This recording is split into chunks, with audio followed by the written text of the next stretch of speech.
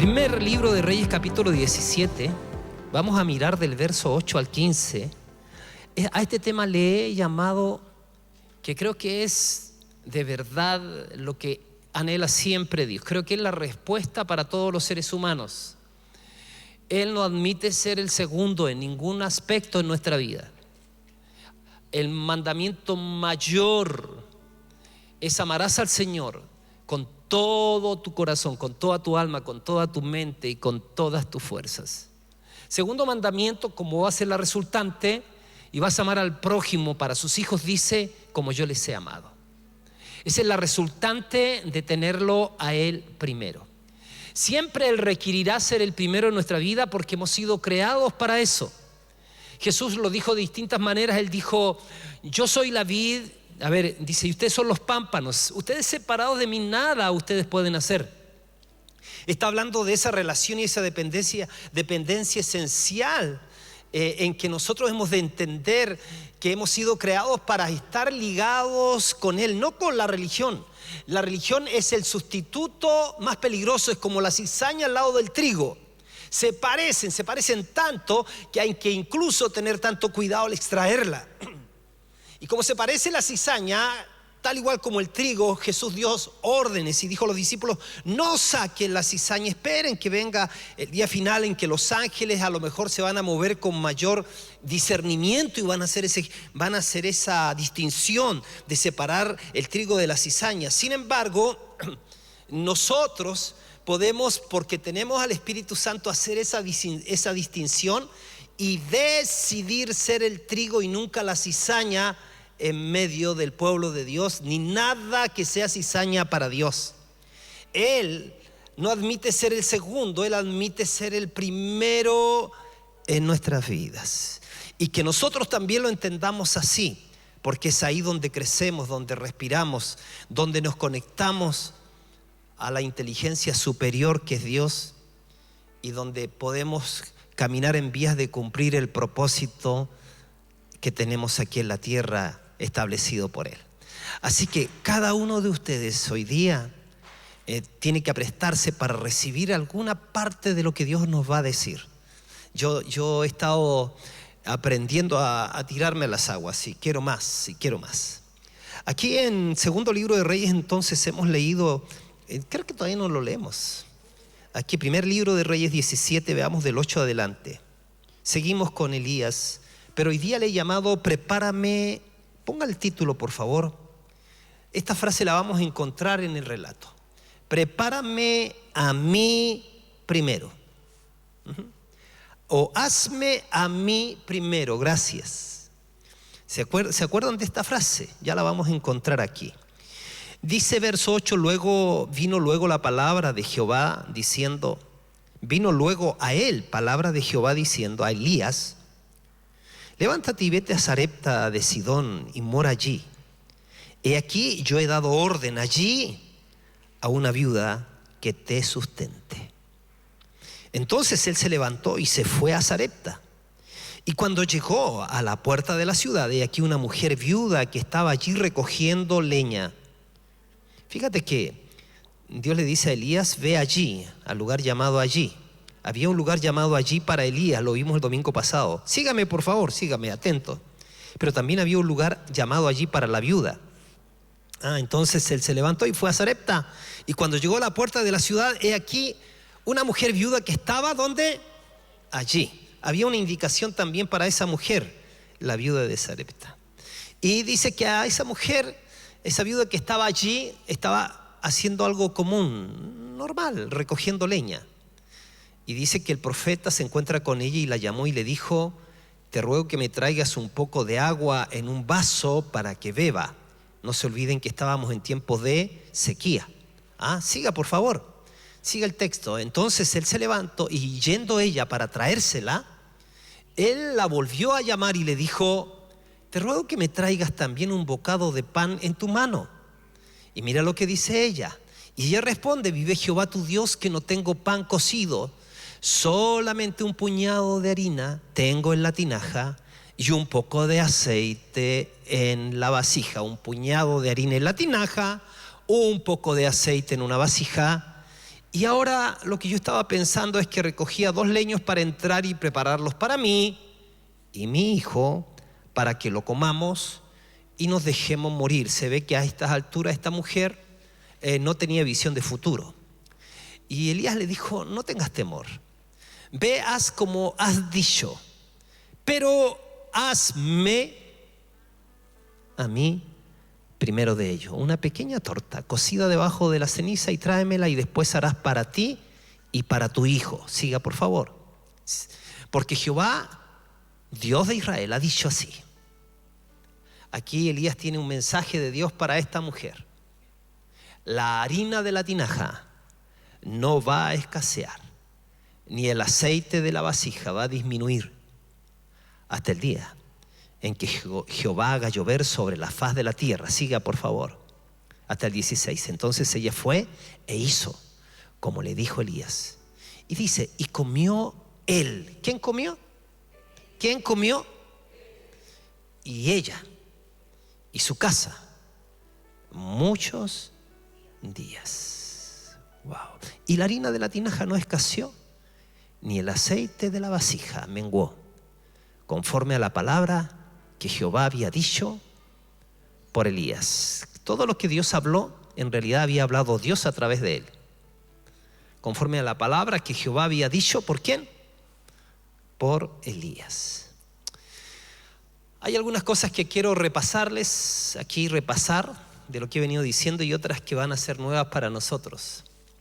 Fíjense que la historia de Elías comienza de modo abrupto, como que si él bajó de las nubes y como si fuese al igual que Melquisedec, sin padre ni madre, como dijimos, ¿cierto? Ni genealogía, lo cual hizo que algunos judíos le tuvieran por un ángel enviado del cielo. Pero Santiago nos asegura en Santiago 5:17 que era un hombre de sentimientos semejantes a los nuestros. Su nombre, Eliyahu, así se diría en hebreo, Eliyahu, que significa mi Dios es Jehová. Le hace honor a cómo él vivía con Dios. Bien llevaba el nombre, pues Jehová realmente fue su Dios. Él le envió, y Elías tenía entonces un mensaje que dar, porque el propósito por el que Dios había levantado a Elías era hacer volver a Israel de su condición de pecado. Dice el relato que su patria chica era de los moradores de Galaad, era de la ciudad de Tisbet, al otro lado del Jordán, lejano. Entonces, esto es bien interesante porque a mí me indica que no importa de dónde son los hombres y las mujeres que Dios pueda usar, sino cómo son. No importa de dónde eres, pero sí importa para que Dios te use cómo eres. Cómo eres para con Él, y como consecuencia así lo serás también para las personas que Él te envía a darles el mensaje. Qué gran honor, qué gran privilegio que en medio de tantas cosas negativas hayan hombres y mujeres, seres humanos con ojos, con oídos y con boca para declarar desde su corazón: así dice el Señor. Qué maravilla es que en medio de las circunstancias difíciles en que vive este mundo, Dios no haya dejado desprovisto al mundo, sino que todavía mantiene a su iglesia en el planeta Tierra, que porta la presencia de Dios y que pueden decir: así dice el Señor, en cuya presencia estoy. Eso es por la gracia de Dios, que seres humanos imperfectos podamos haber sido conectados por la pura gracia de Dios para escuchar el corazón de Dios. Y si hay palabras que salen del corazón de Dios, entonces hay esperanza para la tierra, hay esperanza para las familias, hay esperanza para el pecador, hay esperanza para el perdido, hay esperanza para el violento y el confundido, hay esperanza para aquel que está en guerra y aquel que está en paz. El Dios Todopoderoso aún sigue extendiendo su gracia y su misericordia por su Espíritu en estos días. Maravilloso Señor. No importa Puede ser de un lugar insignificante, como se dijo de Jesús, no importa, aunque salgas de Nazaret. ¿Se acuerdan? De Nazaret podrá salir alguien. Elías tiene un mensaje. Elías predijo una escasez, una severa escasez con que Israel iba a ser castigado por sus pecados. Yo estaba estudiando de que Israel estaba viviendo un periodo de opulencia económica. Y con los recursos del Estado, Acab y Jezabel estaban exterminando a los profetas de Dios y estaban queriendo barrer de Israel los principios y los valores de Dios.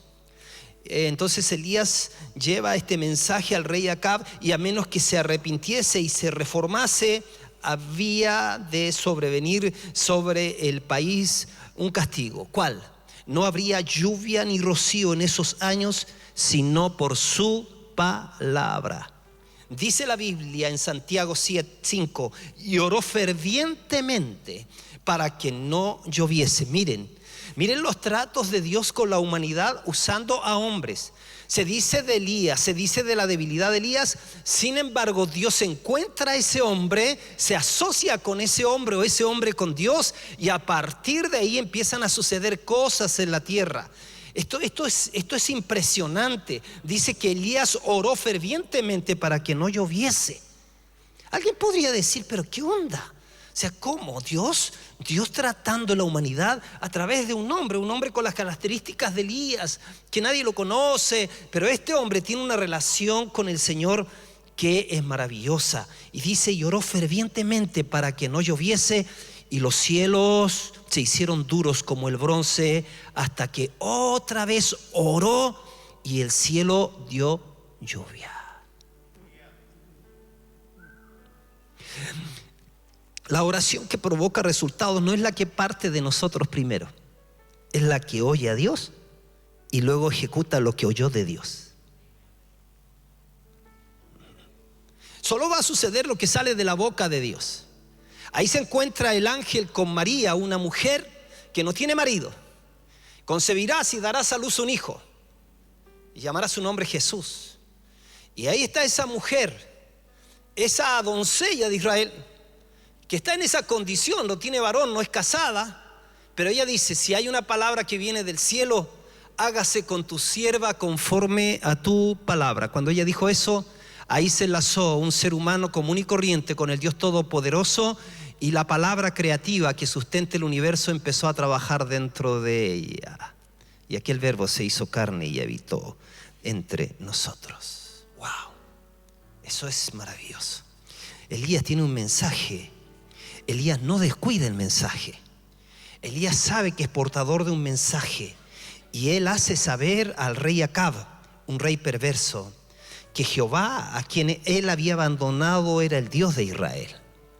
Él va y le dice que era el Dios, que Dios era un Dios vivo, no como los dioses que Acab adoraba, que eran ídolos mudos y muertos. Que él mismo, el profeta Elías, era un servidor de Dios en funciones, era un mensajero enviado por Dios. Elías va donde este rey y le hace saber que a pesar de la actual prosperidad y paz del reino de Israel, Dios estaba enojado con ellos por su idolatría y les iba a castigar por falta de lluvia, con falta de lluvia, con lo que se mostraría la impotencia de ellos, la insensatez de quienes habían dejado al Dios viviente para prestar adoración a ídolos paganos. Elías hace saber a Acab el poder que Dios ha puesto en la palabra del propio profeta. Le dice, no habrá lluvia, sino por mi palabra. Escúcheme, todas las cosas que nosotros vemos han surgido por palabras. Las palabras generan realidades. Hoy mismo hay conversaciones a alto nivel, en todos los niveles, y los acuerdos y las conversaciones generan realidades. Fíjense, mis queridos, Dios nos advierte a nosotros. Él le enseñó a sus discípulos sobre el poder de la palabra hablada cuando ese hombre y esa mujer, sencillos, pero están conectados con Dios. Lo que Dios dijo a través de Salomón en Proverbios es cierto. que el poder de la vida y la muerte están en la lengua, y que el que la ama comerá de su fruto. Jesús les enseñó a sus discípulos hablándole a la higuera: jamás nadie coma fruto de ti. Y lo oyeron sus discípulos. Y dice que al otro día, cuando venían de vuelta, Pedro le dice: Señor, la higuera que tú maldijiste se secó desde las raíces. Y ahí le entrega la enseñanza a Jesús sobre el poder de la palabra que sale de un corazón de hombres y mujeres que creen. Le dice: de cierto os digo que cualquiera que dijere a este monte: quítate y échate en el mar, y no dudar en su corazón, sino que creyere que lo que dice será hecho, lo que diga será hecho. Esto nos habla de la importancia de generar vida con lo que decimos, de la importancia de cerrar nuestros corazones, nuestros oídos y nuestra boca a la murmuración. Esto nos habla de que nosotros podemos generar realidades si declaramos las bendiciones de Dios, porque nosotros al hablar podemos generar vida, podemos levantar, y a través de nuestro hablar el poder de Dios se imparte las vidas, e impartimos vida y no muerte. Venimos con el mensaje del Evangelio, somos portadores del Evangelio. El Evangelio son las buenas noticias. El Evangelio del reino son las buenas noticias, que el Dios Todopoderoso viene a gobernar en el corazón de los seres humanos, hasta el más corrupto, hasta el más perdido. Si se arrepiente, el gobierno de Dios puede venir a su vida, la presencia de Dios puede venir a su vida. Si está enfermo, el Señor viene con su poder para sanarlo. Si es pobre, el Señor viene para sacarlo de su miseria, porque Dios libera al caído, porque Dios ama al ser humano. Bendito sea su nombre. Así es. Pero me encanta, no sé si ese término ha de usarse, encantar, no. Me gusta, me agrada, me alienta, me anima, me trae vida el saber que Dios guió a Elías. Miren qué lindo. Y la guianza del Señor, porque ¿cuántos de nosotros queremos cada día ser guiados por el Señor? Si de verdad eso es lo que anhelamos. Eso es lo que anhelamos. Y sabe que esta es una consecuencia, es otra consecuencia de vivir en la presencia de Dios. Elías dice: vive Jehová, en cuya presencia estoy, le dice al rey. En otras palabras, yo he sido guiado hasta acá porque yo vivo en la presencia de Dios, y el que me guía y el que me enseña es Dios, es el Espíritu de Dios. En ese tiempo Elías no usó el término Espíritu Santo, pero es el mismo Espíritu Santo que ordenó todo en la creación. Es el mismo Espíritu Santo que estaba en la creación cuando Génesis dice: y en el principio creó Elohim los cielos y la tierra. Padre, Hijo y Espíritu Santo estaban en la creación. La tierra estaba desordenada y vacía, y el Espíritu de Dios se movía sobre la faz de las aguas. Ese Espíritu Santo de la creación sigue moviéndose a través de las edades. El Espíritu Santo fue que ungió a los profetas. El Espíritu Santo habló por Abraham, habló por Moisés, habló por Elías, habló por Jeremías, habló por los hombres del pasado. El Espíritu Santo nunca se ha retraído de impartir la vida al ser humano y de llevar adelante los planes de Dios. ¡Qué maravilloso! Y el Espíritu Santo guió al profeta Elías, y él pudo decir: vive el Señor en cuya presencia estoy. Y esta es otra consecuencia de vivir en la presencia de Dios. Elías fue guiado a Acab. O sea, Elías tiene que encarnar un ministerio valiente. Hoy día se requerirá hombres asignados. Hoy día Dios está ungiendo hombres y mujeres asignados para ir a hablarle a reyes, para ir a hablar a presidentes, para ir a hablar a políticos, para ir a hablar a aquellos que manejan poder. Y para eso se va a requerir gran cuota de valentía. Y la Biblia dice que Dios no nos ha dado un espíritu de cobardía, sino de amor, de poder y de dominio propio. Aleluya. No estoy escuchando el piano, dale. Maravilloso, Señor. Fíjate, Elías fue guiado a hablar con el rey Acab. Elías fue guiado a hablar, fue guiado al arroyo de Querit. Fue guiado al arroyo de Querit después que le da la palabra al rey. El arroyo de Querit me indica a mí un lugar poco frecuentado, un lugar de retiro, una temporada de anonimato. había de vivir en soledad en medio de los juncos del arroyo, un lugar en donde se aprende a ser paciente, un lugar en donde se aprende a servir a la gloria de Dios en silencio cuando no podemos trabajar por Él en público, un lugar para aprender a vivir en modo fe. El arroyo de Querit. Nos gusta admirar a esos hombres, pero a veces no nos gustan sus procesos. Gente quiere participar de tu gloria, pero muy probablemente no quiere vivir tu historia. Aquí un hombre que tiene su historia y aquí hay otros que tienen su historia. Seguramente has tenido que ir al arroyo de Querit.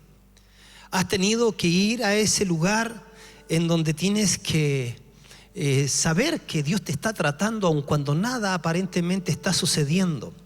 Pareciera que entraste en una etapa de anonimato. Pareciera que pasaste al grupo de los olvidados.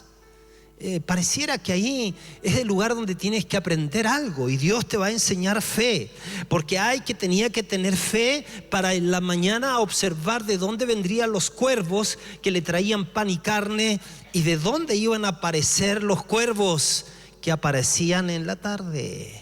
Pero yo lo he visto desde que menos he pensado, Dios ha traído la provisión.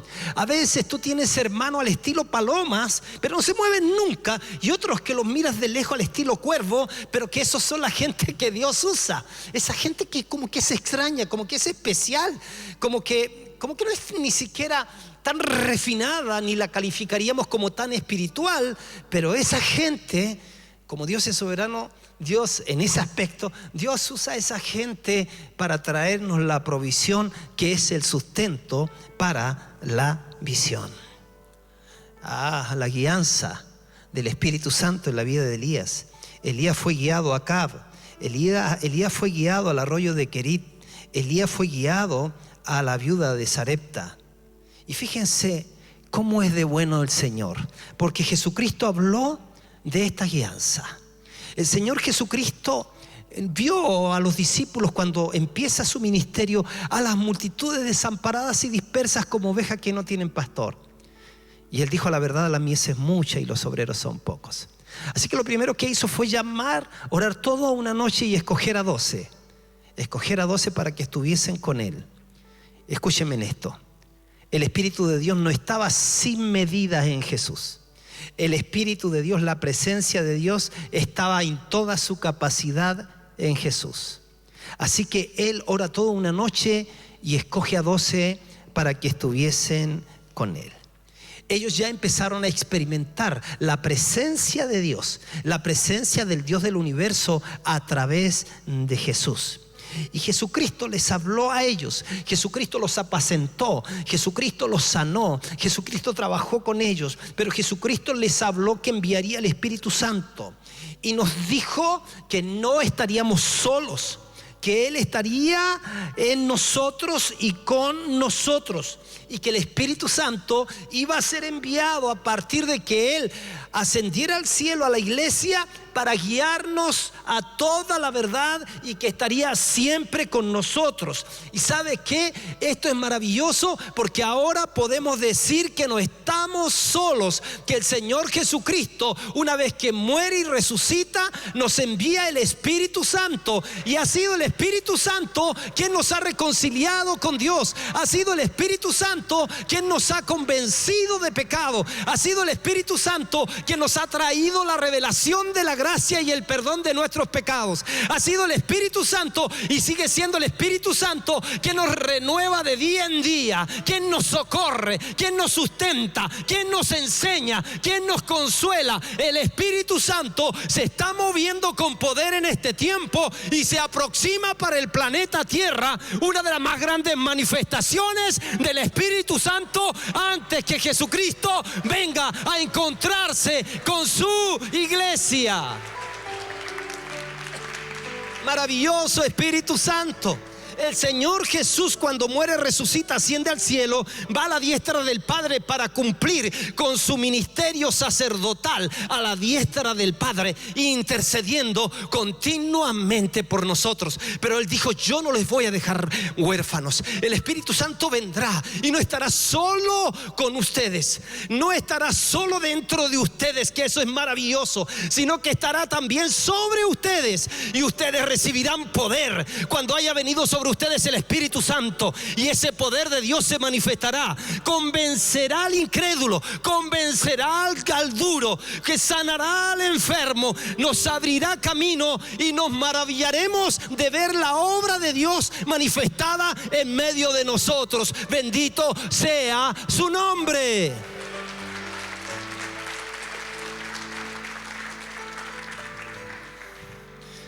Anhelo conocer más cada día al Espíritu Santo. Yo le digo: guía mis pasos, Señor. Estoy aprendiendo, prepárame a mí primero. Y lo he relacionado con algo que enseña Elías a esta mujer y nos enseña a nosotros. Es que ese prepárame a mí primero, dame a mí primero, tiene que ver con el anhelo del corazón de Dios. ¿Quieres saber cuál es la voluntad de Dios para tu vida? Es probable que tengas un gran problema y te dijeron: mira, ve a ese lugar en Santa María 2950, porque ahí hay unos locos que oran a Dios y dicen que Dios responde y que Dios sana. Pero te voy a decir una cosa: tú puedes venir acá y Dios no tiene problemas, y de hecho Él se agrada en bendecirte. Pero sabes que no vas a vivir la vida victoriosa simplemente yéndote con una bendición de acá. Vas a empezar a vivir la vida victoriosa cuando lo pongas a Él primero, cuando tu primer amor sea para Él, cuando tu primer respiro sea para Él, cuando tu primera decisión sea para Él, cuando tu día sea para Él, cuando abras tus ojos y lo primero que salga de tu boca a lo mejor es decir: gracias, Señor, gracias, Espíritu Santo. Cuando los anhelos de tu corazón sean para Él, porque muchas veces te encuentras con debilidades dentro, te encuentras con tentaciones dentro, y tú dices: eso no es lo que yo quiero. Lo que yo quiero es tener mi amor contigo, es tener mi vida sincronizada con tu corazón. Yo quiero vivir para ti, yo quiero vivir para tu gloria. Yo anhelo que venga del cielo la manifestación de tu presencia, que hace tanta falta en el planeta Tierra. Y si a ti te place, Señor, úsame a mí, pero yo voy a preparar mi vida para dártela a ti primero.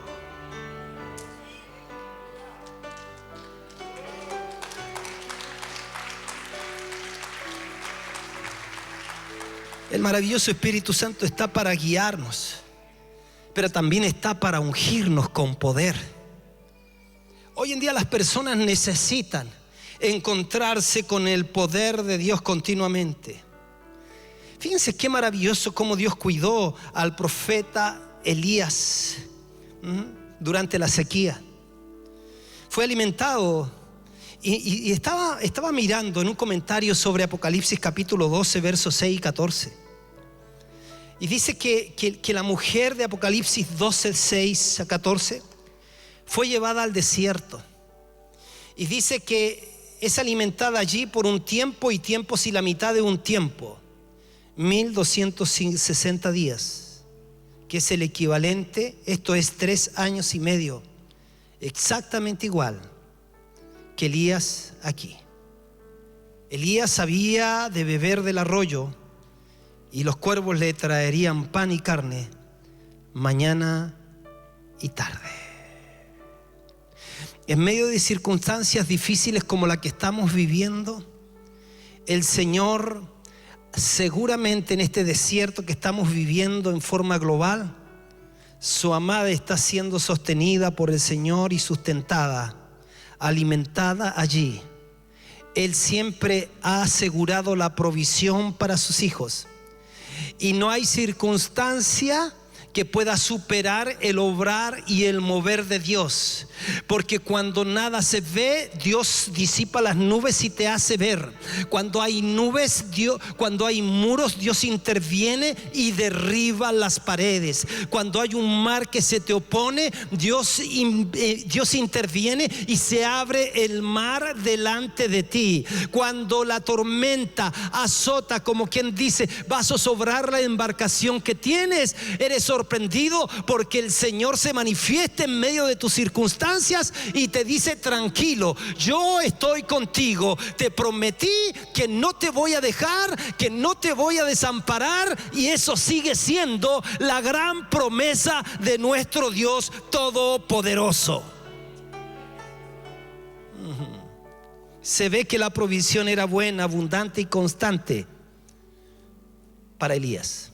En el arroyo de Querit venían los cuervos. Podríamos hablar mucho de eso, no tengo el tiempo, pero quiero decir que bástale a los siervos y a las siervas de Dios con una alimentación nutritiva, sin aspirar a la variedad y delicadeza de manjares. Podrían ser una distracción para el cumplimiento de su misión. En lugar de eso, seamos agradecidos por la provisión que Dios nos da. Elías conoce el lugar de la obediencia. Ahora es enviado a Sarepta y él es obediente y va a la ciudad de Sarepta, ciudad de Sión, cerca de la frontera de Israel. Y Jesús lo mencionó como una antigua indicación de favor de Dios hacia los gentiles. Ahí en Lucas 14 del 4 al 25 Jesús se refiere a este hecho. Dice: muchas viudas había en Israel en los días de Elías, pero Dios envía nada menos que al profeta a la casa de una viuda que es de Sarepta, de Sidón. Fue enviado a honrar y bendecir con su presencia una ciudad pagana. Vino a ser el primer profeta de los gentiles. ¡Wow! Maravilloso eso. Elías fue odiado, fue exiliado por sus paisanos. Por tanto, he aquí que se vuelve a los gentiles. Pablo también fue rechazado, y Pablo más de alguna vez dice: ya aquí se terminó para ustedes, ahora voy a ir a los gentiles. Y Dios entonces extiende su gracia en el Antiguo Testamento, ya anunciándonos que la salvación era universal, no era solo para el pueblo judío. La salvación iba a alcanzar también a nosotros, que somos los gentiles, y lo demostró enviando al profeta a la casa de esta viuda que era gentil. Pero ¿por qué a una ciudad de Sidón? Quizás porque de allí había salido también, ponga atención en esto, hacia Israel el culto de Baal por mano de Jezabel, que era de Sidón. Wow. Jezabel era de Sidón, de donde vivía la viuda de Sarepta, y Dios lo envía. Jezabel era el mayor enemigo que tenía Elías y que tenía Israel. Con todo, para mostrarle cuán impotente era su maldad, Dios le envía allí mismo, que era la maldad de esta hechicera. Dios envía allí mismo al profeta Elías y le lleva a ese lugar para que permanezca ahí. ¿Sabe por qué? Porque donde abunda el pecado, va a sobreabundar la gracia. Más de alguna vez alguien me ha dicho: pastor, ¿sabes qué? Dios mostró que hay brujos en el culto. Mi respuesta ha sido: qué lindo, es que Dios también tiene su gracia para alcanzarlo a ellos y a ellas. Y mientras se expongan a la palabra de Dios, entonces hay esperanza que las personas más extraviadas, que las personas más atadas por demonios puedan ser liberadas por aquel que es la resurrección y la vida. El espíritu de resurrección está en medio de nosotros. El espíritu de liberación está aquí. El espíritu de vida está en nosotros. Por lo tanto, nos alegramos y nos gozamos en Él y disfrutamos de su presencia. Aleluya, aleluya.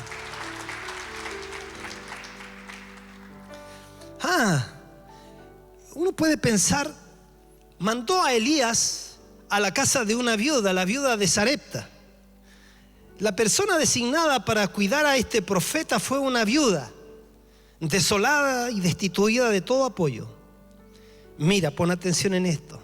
Es costumbre de Dios y muy eficaz para su gloria echar manos de lo débil, lo vil y lo menospreciado del mundo para llevar honor, para llevar adelante su propósito.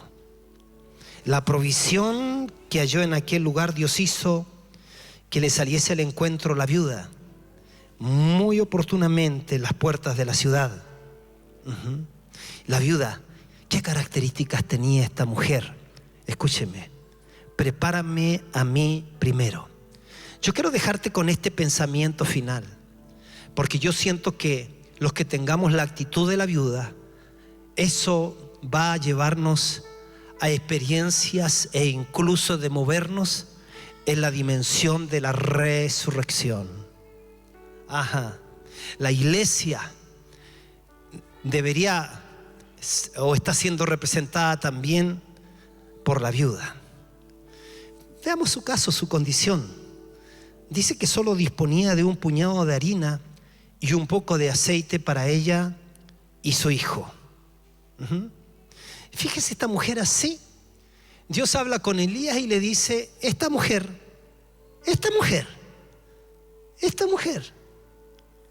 te va a alimentar. Pero ¿sabes qué? El profeta que Dios le enviaba iba a pagar muy bien por el acomodo o por la hospitalidad que le diera esta mujer. Era muy humilde, pero una de las características que yo veo en esta mujer es que ella era laboriosa, porque el profeta la encontró mientras recogía leña para cocer su pan. También tenía otra característica: era caritativa y generosa. Cuando este extranjero le pidió agua, dice que fue e hizo como le dijo Elías. No se excusó por la escasez, ni le desprendió por extranjero. Fue una gran prueba para su fe y obediencia hacer primero una torta para Elías. A veces, pleno siglo XXI, estamos en el XXI, ¿cierto? Nos encontramos con cristianos ateos. Es como raro, es como pecaminosidad santa. No es raro, no le pega ni le junta. Es que cristianos que en el canto son creyentes, que en el hablar son creyentes, pero que en el hacer son ateos, no creen. Por eso tenemos tanta escasez de gente que quiera servir.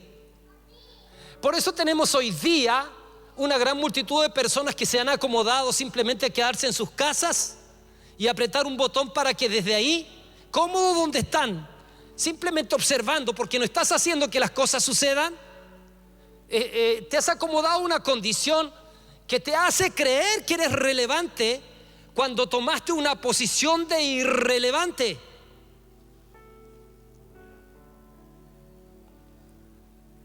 A mí me llama la atención porque cuando Israel estaba en Egipto, Dios le dice a través de Moisés a Faraón: deja salir a mi pueblo para que me adore.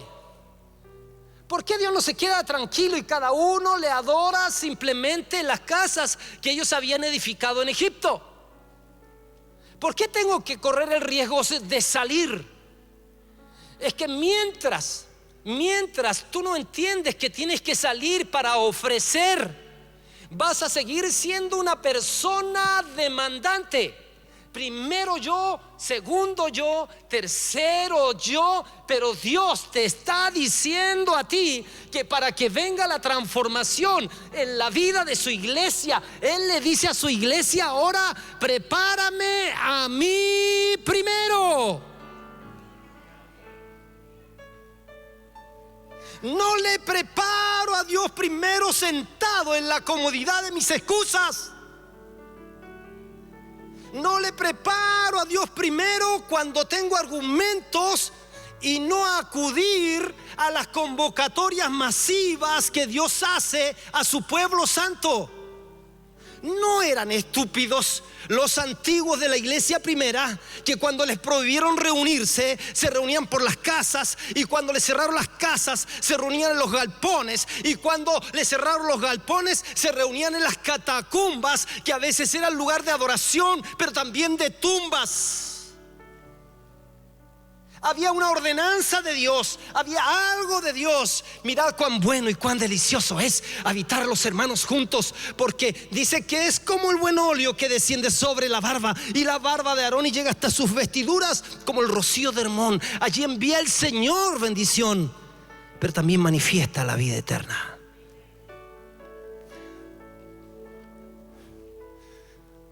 Yo veo en esta mujer algo distinto. Esta mujer que se despoja de agua en medio de circunstancias que dicen que no. Esta mujer que practica la hospitalidad.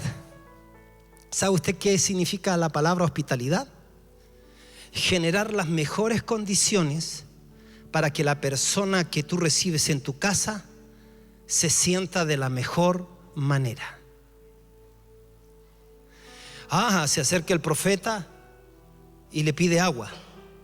Y se ve que ella tiene un corazón generoso, porque el corazón generoso no necesita argumentos para que suelte. El que tiene un corazón generoso no necesita argumentos para que dé.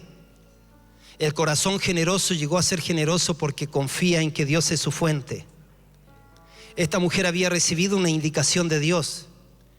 Esta mujer estaba desesperanzada, pero Dios le había dicho que te iba a encontrar con un profeta.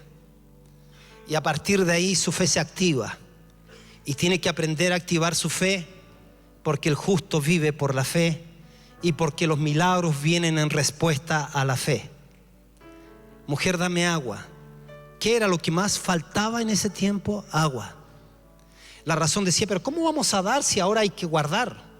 Si ahora hay que protegerse.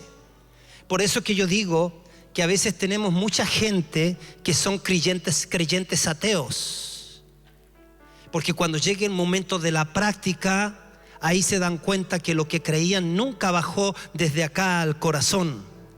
Por eso que no ha afectado la conducta de muchos. Y no te engañes, porque es así como estoy diciendo. Si lo que crees no ha afectado tu conducta, entonces estás atrapado en la religión. Entonces has quedado atrapado en la complacencia, has quedado atrapado en la cobardía, has quedado atrapado simplemente en las voces de tu razonamiento. Pero el Señor está viniendo para decirte, estoy hablándote con amor, estoy hablándote para sacarte de esa condición y ponerte en la posición de estar en la presencia del Señor. Porque cuando estás en la presencia del Señor, puedes escuchar a Dios y puedes decir, vive el Señor en cuya presencia estoy, donde te mande al rey, te mande al arroyo de Querib, te mande a hablar con la viuda. Tú sabes que Dios te envió, y si Dios te envió, Él te va a respaldar. Si Dios te envió, Él te va a dar. Si Dios te envió, Él va a mover de donde no te imaginas. Si Dios te envió, si te dejas guiar por Dios, entonces verás el sustento de Dios y la provisión de Dios para ti y para toda tu familia. Tú puedes estar teniendo temor de exponerte por tus hijos. Te voy a decir una cosa, donde está la presencia de Dios, aun cuando tu hijo se te muera, el Señor te lo resucita. Aun cuando venga la muerte amenazándote, Dios viene para traerte bendición. Eso sucedió en la casa de la viuda. Esa mujer le creyó a Dios. Esa mujer todos los días preparaba y le daba al profeta primero, porque había escuchado una voz en su corazón: dame a mí primero.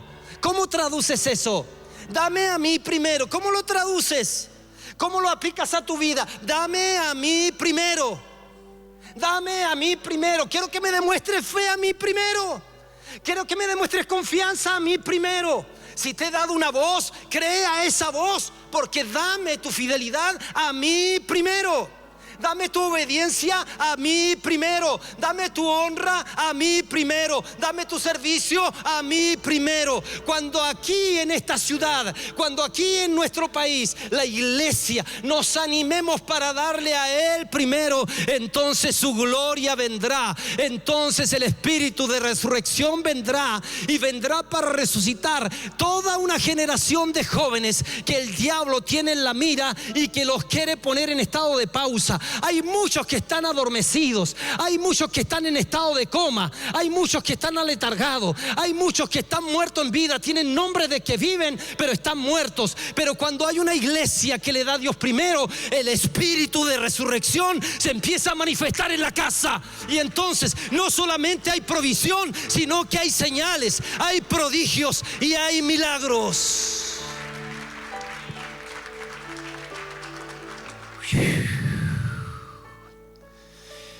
No tengas temor. Ve como has dicho, pero hazme a mí primero. Mi pregunta es: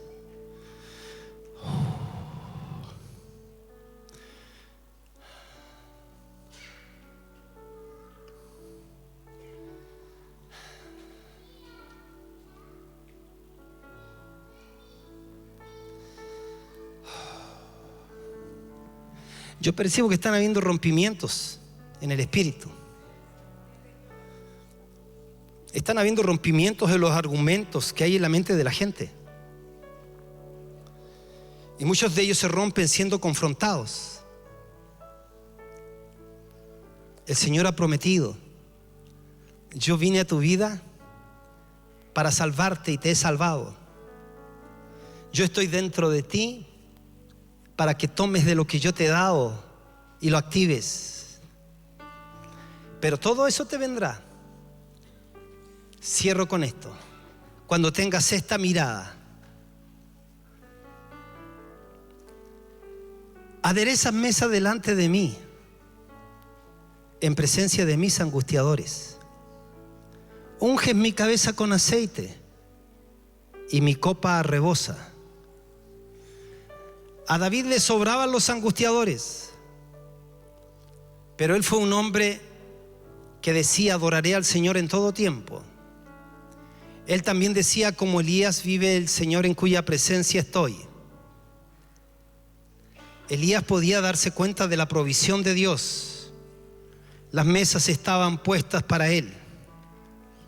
El banquete estaba puesto para él.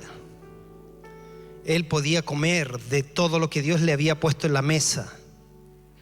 Aderezas mesas delante de mí, a pesar de que hayan angustiadores. Pero él no tenía su mirada en los angustiadores. Él tenía su mirada en la mesa. Para que nosotros podamos vivir y experimentar lo que Dios tiene para nosotros, tenemos que valorar lo que Cristo logró en la cruz y tomar de lo que Él ya preparó para nosotros por fe. Tu mirada tiene que salir de los angustiadores. Tienes que darle al Señor gratitud primero. Tienes que darle agradecimiento primero. Tienes que darle tu confianza de que Él te va a proteger y te va a proveer primero. Mujer, dame a mí primero. Y el Señor dice, porque me encanta o me gusta lo que escucho de ella, que ella había sembrado en el profeta por 2 años. Vio los milagros suceder de la vasija y de la tinaja todos los días. Pero todos los días, cuando ella preparaba para comer, ¿a quién le ofrecía primero? Al profeta, que representa a Dios. Y cuando vino la calamidad a su casa, que su hijo se enfermó y se murió, ella tenía ya siembra de dar y ahora podía demandar el cosechar. Ahora podía decir: yo quiero cosechar. Y dice que su hijo que había muerto resucita en esa casa. Si hay algo que podemos hacer por las próximas generaciones, mis queridos, Si hay algo que tú puedes hacer porque tu hijo ya no quiere nada con Dios, porque tus hijos no quieren nada con Dios, porque miras el entorno y ves que pareciera que en todos lados hay zona de muertes o de muerte, entonces el Señor te dice, eso se puede evitar si tú todo lo que tienes me lo das a mí primero, si lo haces para mí primero.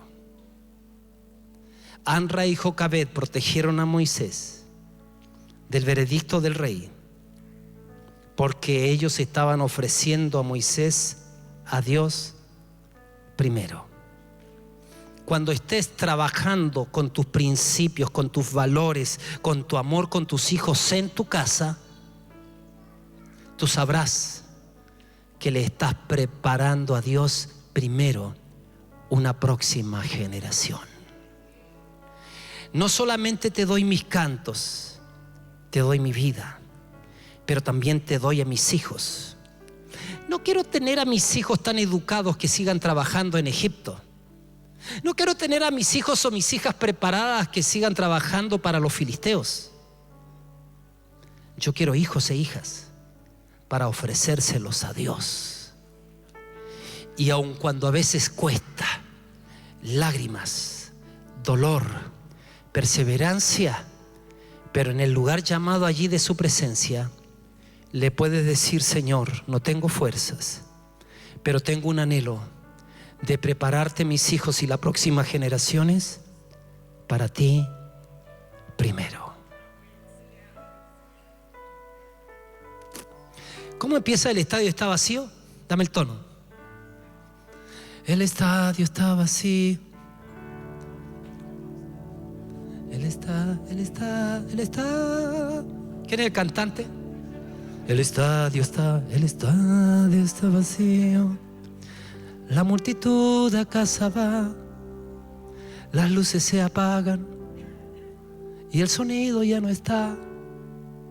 Entonces, así como me hallo solo, en silencio y sin hablar, y la única voz que oigo, estoy inventando, es la voz de mi interior. Y yo me pregunto, dice, ¿por qué lo hago? ¿Cuál será el motivo de mi corazón? ¿Por qué me esfuerzo? Es por ti, por el amor que tú me has dado, es por ti.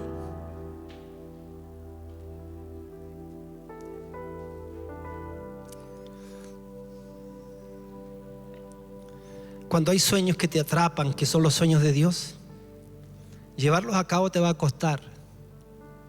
Te va a costar tiempo, te va a costar meter la mano al bolsillo, te va a costar que muchos te observan pero que casi nadie se mete.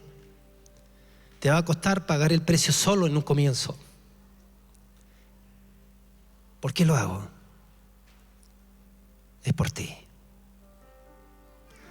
¿Por qué me esfuerzo para mis hijos? Para que mis hijos te honren y mis nietos te honren y mis siervas te honren, mis nueras te honren. Es por ti. ¿Por qué queremos tener un edificio mejor? ¿Por qué estamos alajando, mejorando la parcela?